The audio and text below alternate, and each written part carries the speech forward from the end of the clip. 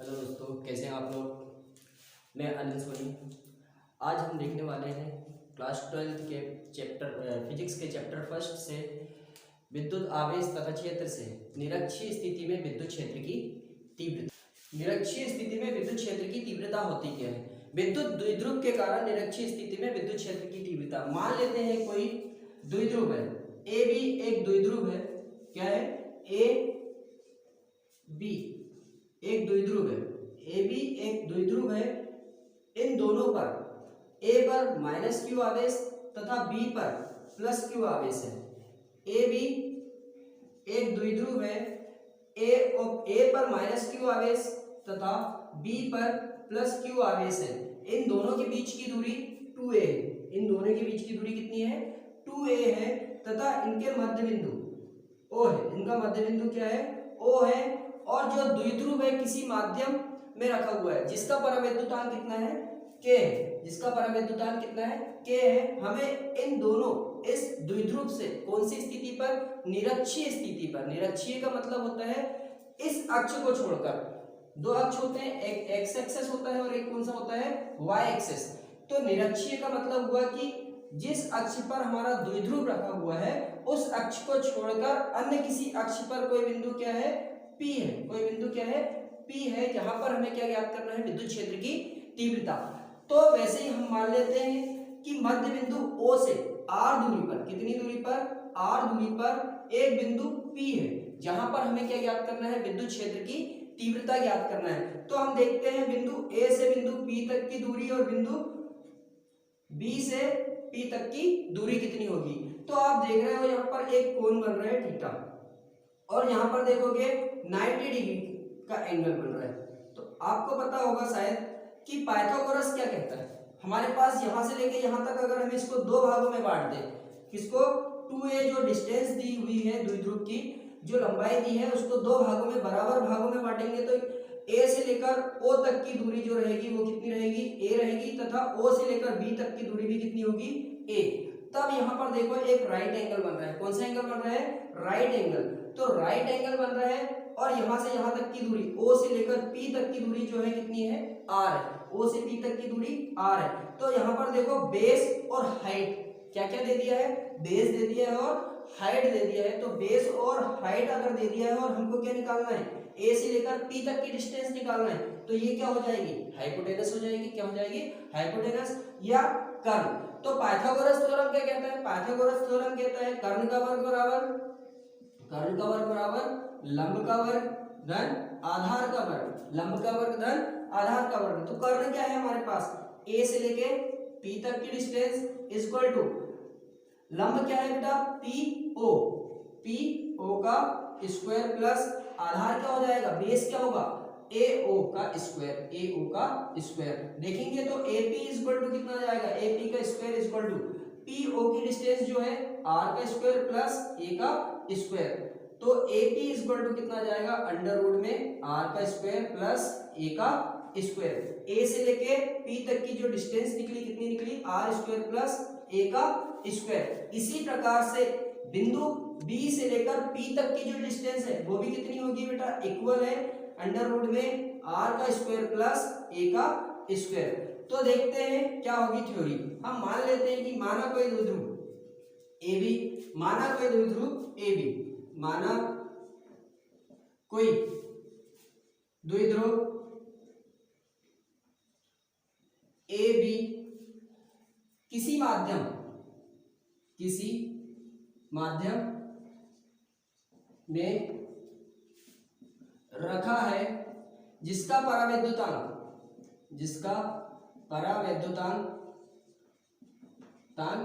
K है तथा ध्रुव के A बिंदु पर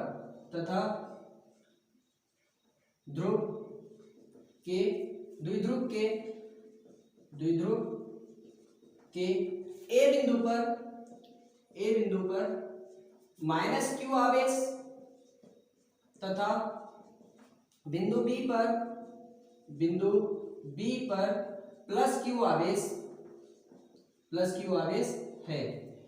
माइनस Q आवेश तथा प्लस Q आवेश है A और B पर। A पर कौन सा आवेश है? माइनस Q तथा B पर कौन सा आवेश है? Plus Q। इन दोनों के बीच की दूरी, इन दोनों के बीच की दूरी कितनी है? इन दोनों के बीच की दूरी जो है 2a, कितनी है? 2a है। तथा इन दोनों के मध्य बिंदु इन दोनों के बीच में एक मध्य बिंदु O है। इन दोनों का मध्य बिंदु O है, जहां से कौन सी स्थिति पर? अनुप्रस्थ स्थिति पर, अनुप्रस्थ स्थिति पर O से R दूरी पर एक बिंदु P है, जहां विद्युत क्षेत्र की तीव्रता की गणना करना है।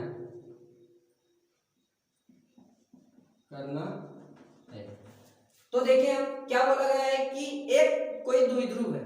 कौन सा द्विध्रुव है? AB कोई द्विध्रुव है जो कहाँ रखा हुआ है? किसी माध्यम में रखा है। कहाँ रखा है? किसी माध्यम में रखा है, जिसका परावैद्युतांक कितना है? K। जिसका परावैद्युतांक कितना है? K है। द्विध्रुव के A बिंदु पर -q आवेश है तथा B बिंदु पर कौन सा आवेश है? +q आवेश है। A और B के बीच की दूरी जो कितनी है? 2a। कितनी है? 2a। तथा इनके बीच में मध्य बिंदु कितना है? O है। O से जो है अनुप्रस्थ स्थिति पर एक बिंदु P है, जिसकी दूरी कितनी है? R है। जिसकी दूरी कितनी है? R है। इस बिंदु P पर हमको क्या ज्ञात करना है? विद्युत क्षेत्र की तीव्रता ज्ञात करना है। तो हम देखते हैं यहाँ पर कि देखें -q आवेश के कारण तथा +q आवेश के कारण विद्युत क्षेत्र की तीव्रता। तो -q और +q आवेश के कारण विद्युत क्षेत्र की तीव्रता देखने से पहले हमको किस चीज की जरूरत पड़ने वाली है? -q आवेश से बिंदु P तक की दूरी तथा +q आवेश से बिंदु P तक की दूरी। तो -q आवेश से बिंदु P तक की दूरी कितनी हो जाएगी बेटा? AP equal to under root में r² प्लस a का स्क्वायर। इसी प्रकार से +q आवेश से बिंदु P तक की दूरी कितनी हो जाएगी? BP equal to under root में r² प्लस a²। कैसे निकाले? हमने शुरू में देखे इसको कि A से लेकर P तक की दूरी और B से लेकर P तक की दूरी किससे निकाले? पाइथागोरस थ्योरम से निकाल सकते हैं। अगला देखते हैं कि +q आवेश के कारण विद्युत क्षेत्र की तीव्रता। फर्स्ट पॉइंट जो है किसके कारण? +q आवेश के कारण बिंदु P पर विद्युत क्षेत्र की तीव्रता E1 है। कितनी है? तो E1 इक्वल टू कितना आ जाएगा? E1 equal to 1/4 pi epsilon k q upon में किसके कारण? B से लेके P तक की दूरी जो है कितनी है? BP का स्क्वायर। मान रखते हैं हम तो कितना आ जाएगा बेटा? 1/4 pi epsilon k q upon BP का अंडर रूट में r² प्लस a का स्क्वायर का होल स्क्वायर। इसकी पावर कितनी होगी? 1/2। तब E1 इक्वल टू कितना हो जाएगा? 1/4 pi epsilon k q upon में ब्रैकेट में r का स्क्वायर प्लस a का स्क्वायर की पावर 1/2 की पावर 2 से 2 कट जाएगा बेटा। कितना आ जाएगा? E1 equal to 1/4 pi epsilon k q upon में r का स्क्वायर प्लस a का स्क्वायर। कौन सी दिशा में लगेगा? पॉजिटिव चार्ज क्या करता है? इसको ढकेलता है। पॉजिटिव चार्ज क्या करता है? इसको ढकेलता है। तो कौन सी दिशा में लगेगा? B से P दिशा में। कौन सी दिशा में? BP दिशा में। अगला जो देखने वाले हैं हम किसके कारण देखेंगे? अभी किसके कारण देखे हमने? +q आवेश के कारण देखे। अब अगला जो देखेंगे हम किसके कारण देखेंगे? -q आवेश के कारण विद्युत क्षेत्र की तीव्रता।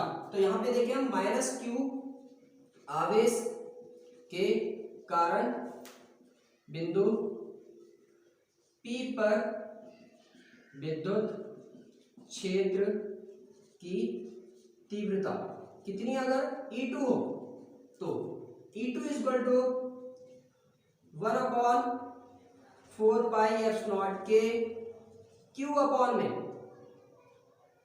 ए पी का स्क्वायर, वैल्यू रख दें, ए पी की वैल्यू कितनी है बेटा अंडर रूट में, तो 1/4π के क्यू अपॉन में अंडर रूट में आर का स्क्वायर प्लस ए का स्क्वायर की पावर 2। जैसे ही हमने क्या किए E2 = 1/4π के क्यू अपॉन में अंडर रूट की वैल्यू कितनी होती है 1/2, तो r का स्क्वायर प्लस a का स्क्वायर की पावर 1/2 मल्टीप्लाई 2 से 2 क्रॉस हो जाएगा, कितना आ जाएगा 1/4π के क्यू अपॉन में r square plus a square. कौन सी दिशा में लगेगा, नेगेटिव चार्ज है p से a दिशा में, कौन सी दिशा में p a दिशा में। आगे देखते हैं और प्लस क्यू आवेश के कारण विद्युत क्षेत्र की तीव्रता, विद्युत क्षेत्र की तीव्रता कितनी आई E1 = 1/4π के क्यू अपॉन में r square plus a square. कौन सी दिशा में लग रही है बेटा b से p दिशा में, कौन सी डायरेक्शन में bp दिशा में, तथा माइनस क्यू आवेश के कारण कितना है बेटा विद्युत क्षेत्र की तीव्रता E2 = 1/4π के क्यू अपॉन में r square plus a square. कौन सी दिशा में p से a दिशा में, तो दोनों की दिशाएं कैसी है अपोजिट है, E1 तथा E2 दोनों के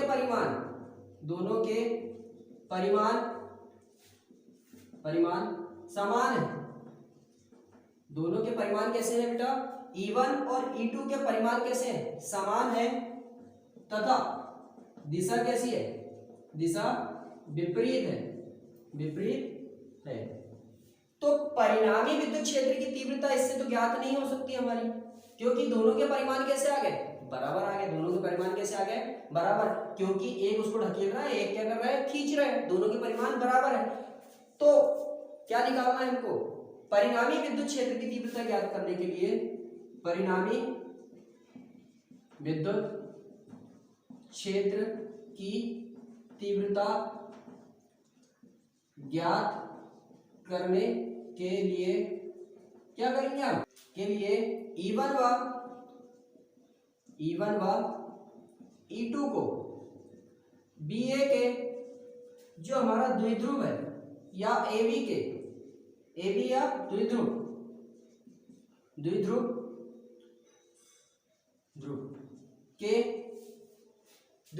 के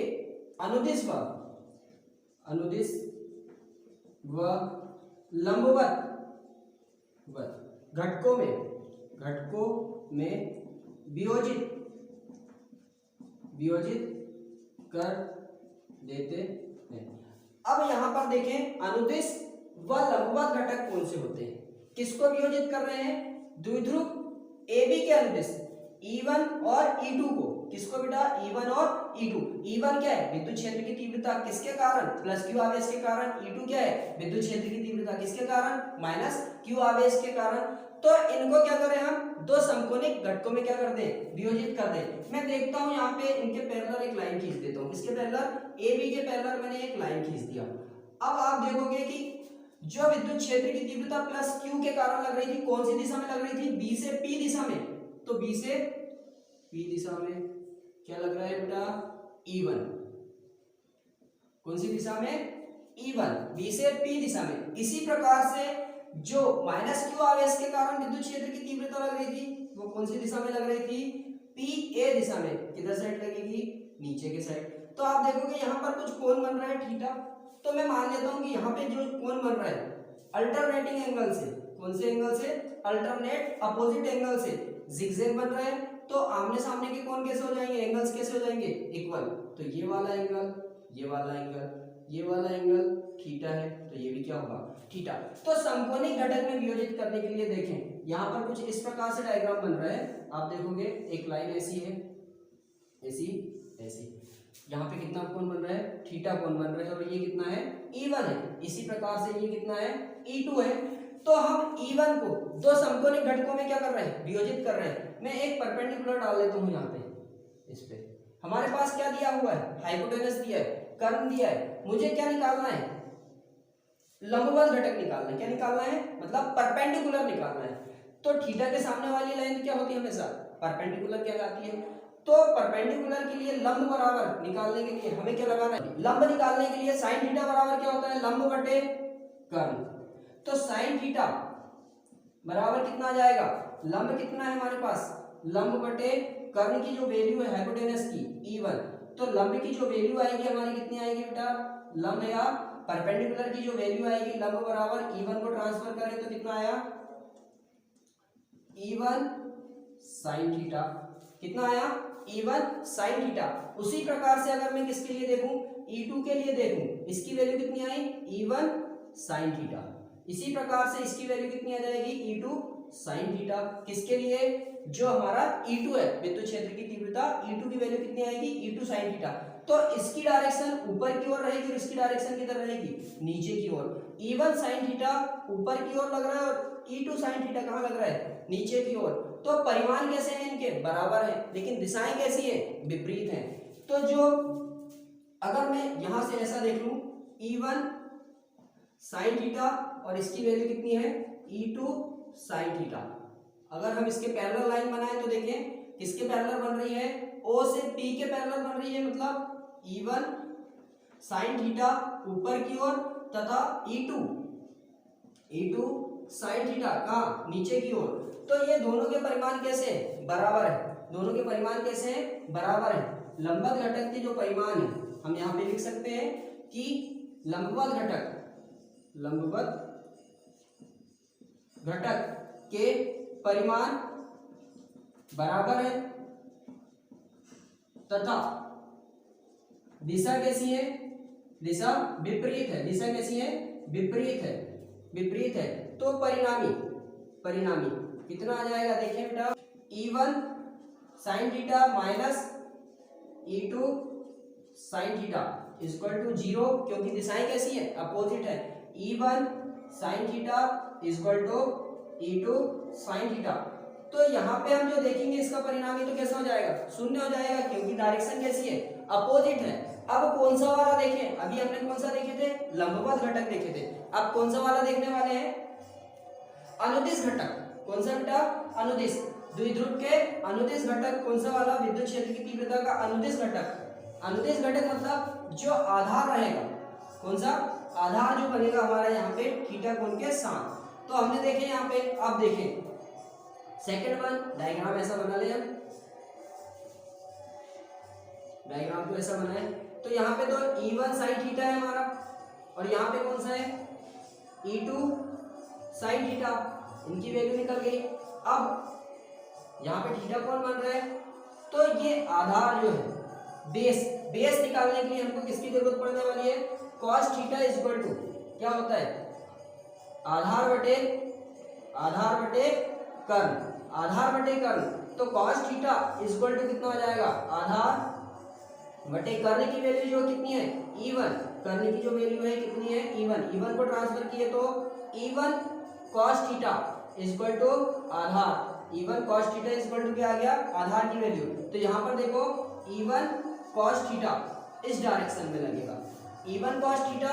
इसी प्रकार से हम किसके लिए देखें, E2 के लिए देखें तो E2 का भी कितना आएगा, E2 cos थीटा, वो भी सेम डायरेक्शन में लग रहा है, दोनों की डायरेक्शन कैसी है, सेम है।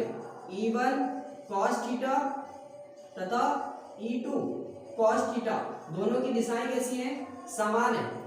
तो दोनों क्या हो जाएंगे, जुड़ जाएंगे, दोनों क्या हो जाएंगे बेटा, अनुदिश घटक जो है, अनुदिश घटकों की परिमाण बराबर है, अनुदिश घटकों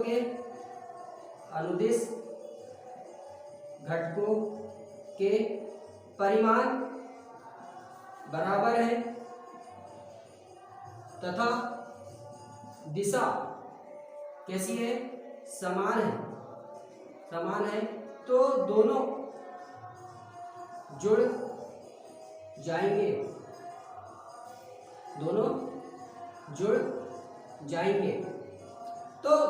जाएंगे तो जो परिणामी विद्युत क्षेत्र की तीव्रता है E इक्वल टू परिणामी जो निकलेगी E1 cos theta plus E2 cos theta.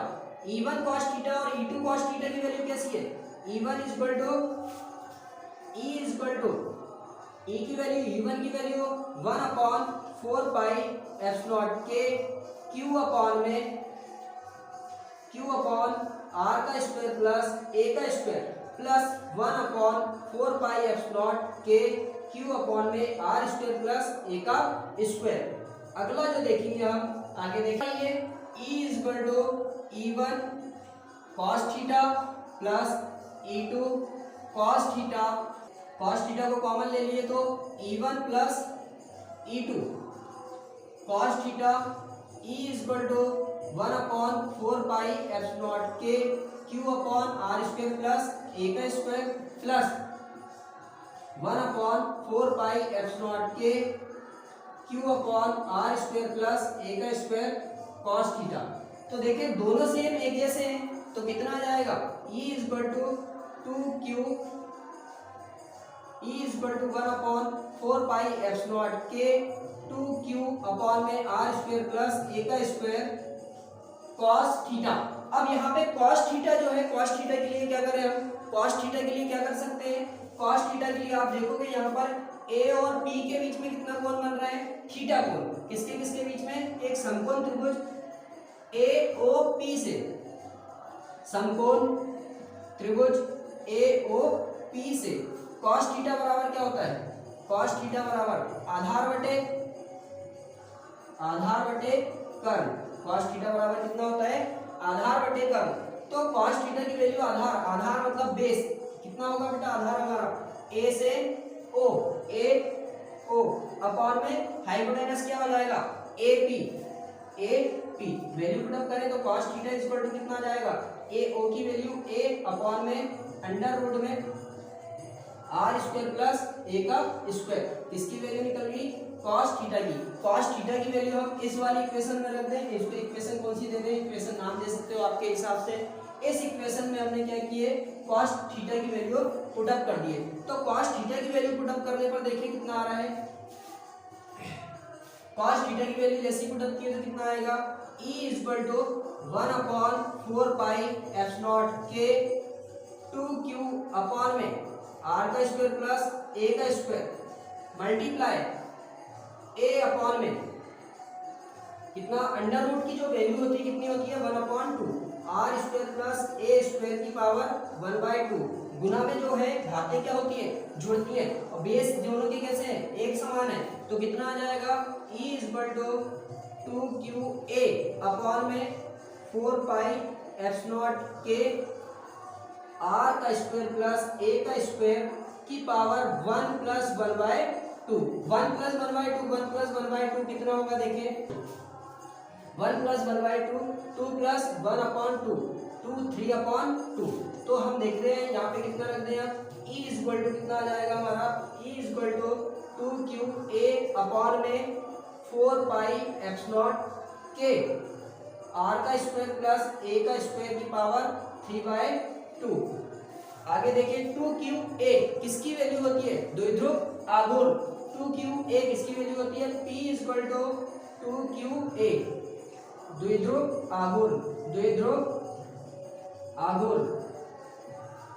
आघूर्ण की वैल्यू कितनी होती है? P equal to 2QA। यहाँ तक नोट डाउन कर लें आप, मैं आगे लिखता हूँ।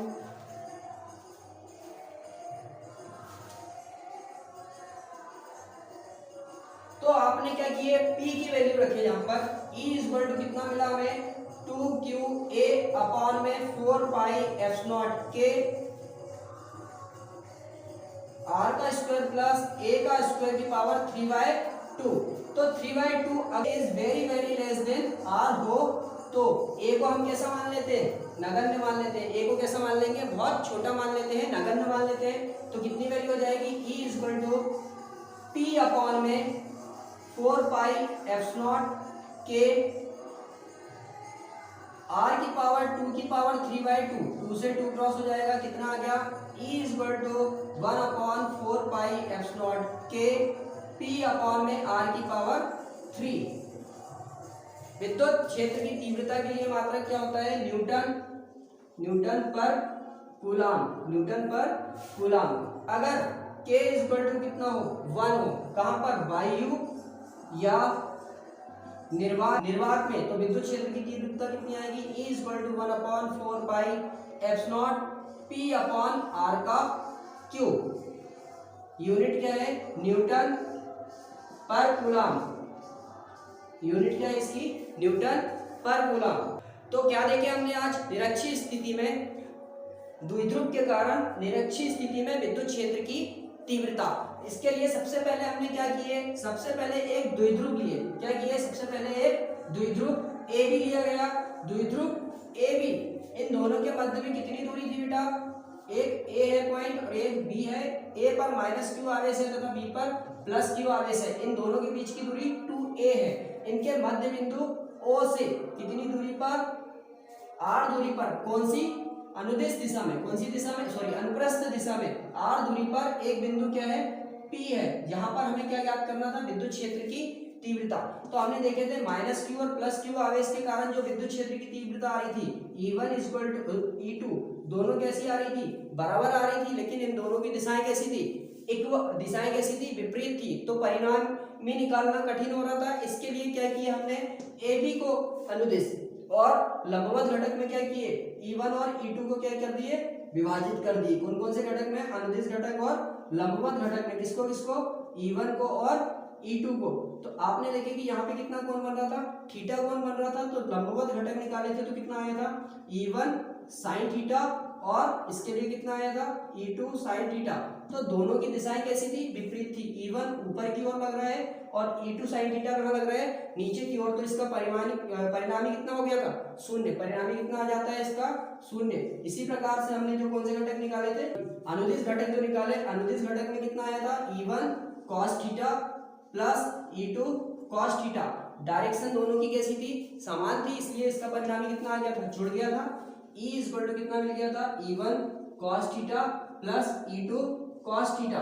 हमने क्या किया बेटा, E1 की और E2 की वैल्यू रख दिए थे, तो कितना आया था, E इक्वल टू, क्योंकि E1 और E2 की वैल्यू कैसी है, बराबर है, तो हम कितना ले सकते हैं, 2 क्यू अपॉन में कितना 1/4 बाई एप्सिलॉन के 2 क्यू अपॉन में r का स्क्वायर प्लस a का स्क्वायर cos थीटा। इतना आया था। cos की वैल्यू कहां से निकाले थे, एक राइट एंगल बन रहा था AOP, AOP से हमने cos की वैल्यू कितनी आई थी, cos की वैल्यू आई थी a अपॉन में cos थीटा इक्वल टू कितना मिला था, a अपॉन में अंडर रूट में r का स्क्वायर प्लस a का स्क्वायर, या cos theta equal to a upon में आप ऐसा भी लिख सकते हो r square plus a square की पावर 1/2। इस वाले समीकरण में रख दिए थे तो कितना आया था, E equal to 1/4 pi epsilon के 2q upon r square plus a square की power 1 multiply a upon r square plus a square की पावर 1/2। तो दोनों के बेस कैसे थे बेटा, एक जैसे हैं। तो बेस अगर एक जैसे हो तो क्या हो जाता है, बेस अगर एक जैसे हो तो पावर्स जो होती है ऐड हो जाती है। तो E equal to 1/4 pi epsilon के 2qa अपॉन में r का स्क्वायर प्लस a का स्क्वायर, इन दोनों को सॉल्व किए थे तो कितना आया था, 3/2। तो a को हमने कैसा माने थे, a is very very less than r हो, तो कितना आ गया था, E equal to 1/4 pi epsilon के 2qa द्विध्रुव आघूर्ण, इसकी वैल्यू कितनी होती है, p अपॉन r की पावर 2 की पावर 3/2। 2 से 2 क्रॉस हो गया था, कितना हो गया था, 3। तो परिणामी कितना आ गया, E equal to 1/4 pi epsilon के P अपॉन में R की पावर 3 न्यूटन कूलम। अगर K इक्वल टू कितना रखे थे, 1 कहां पर, वायु और निर्वात में, तो E equal to 1/4 pi epsilon के, sorry 1/4 pi epsilon P upon R की पावर 3 न्यूटन कूलम। किसके लिए आया बेटा ये व्यंजक जो सॉल्व हुआ आज, हमने देखे निरक्षीय स्थिति में द्विध्रुव के कारण विद्युत क्षेत्र की तीव्रता। Okay, thank you.